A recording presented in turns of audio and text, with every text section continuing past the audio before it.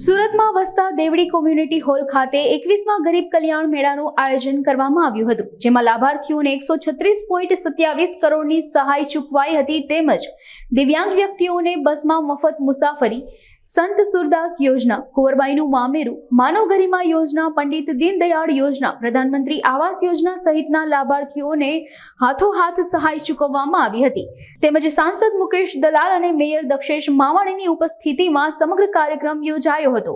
જે ગુજરાત રાજ્ય સરકાર અને સુરત મહાનગરપાલિકા દ્વારા 14મા ફેઝમાં 20મા ગરીબ કલ્યાણ મેળામાં અમારા સાંસદ શ્રી મુકેશભાઈ દલાલ, કમિશનર શ્રી, અમારી પૂરી કોર્પોરેશનની જનપ્રતિનિધિ ટીમ સાથે આજે લાભાર્થીઓને લગભગ 33,000 જેટલા લાભાર્થીઓ 132 કરોડની સહાય આજે રૂબરૂ આપવામાં આવશે। પહેલાના સમયમાં વચેટિયાના હિસાબે પબ્લિક હેરાન થતી હતી।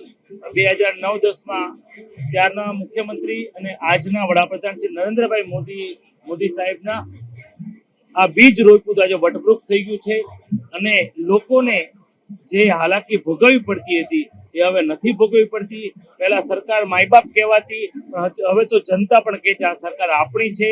સરકાર જ ગરીબોના દ્વારે જાય છે અને ગરીબી રેખામાંથી તેમને લાભ આપીને દૂર કરે છે। આજે ગુજરાત રાજ્ય સરકાર અને સુરત મહાનગરપાલિકા દ્વારા સંયુક્ત રીતે ગરીબ કલ્યાણ મેળા 2024નું આયોજન કરવામાં આવ્યું હતું।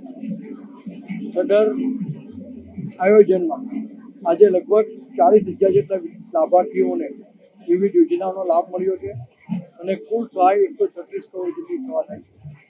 આમ તમે જુઓ તો 40,000 લાભાર્થીઓ ગુણ્યા 4 કરો તો કુલ 1,60,000 લાભાર્થીઓને આજે લાભ મળ્યો છે। 2009-10થી આદરણીય વડાપ્રધાન મોદી સાહેબ તત્કાલીન જ્યારે મુખ્યમંત્રી હતા ત્યારથી શરૂ કરવામાં આવેલી ગરીબ કલ્યાણ મેળાની આ યોજનાઓ આજે રંગ લાવી રહી છે અને લાખો ગરીબો આજે ગરીબોની રેખાની ઉપર આવ્યા છે અને આ યોજના ખૂબ સફળ રીતે સમગ્ર રાજ્યમાં સુરત મહાનગરમાં ચાલી રહી છે। તો સુરત મહાનગરપાલિકાના મેયરશ્રી અને કમિશનરશ્રીને અને રાજ્ય સરકારશ્રીને અભિનંદન આપું છું।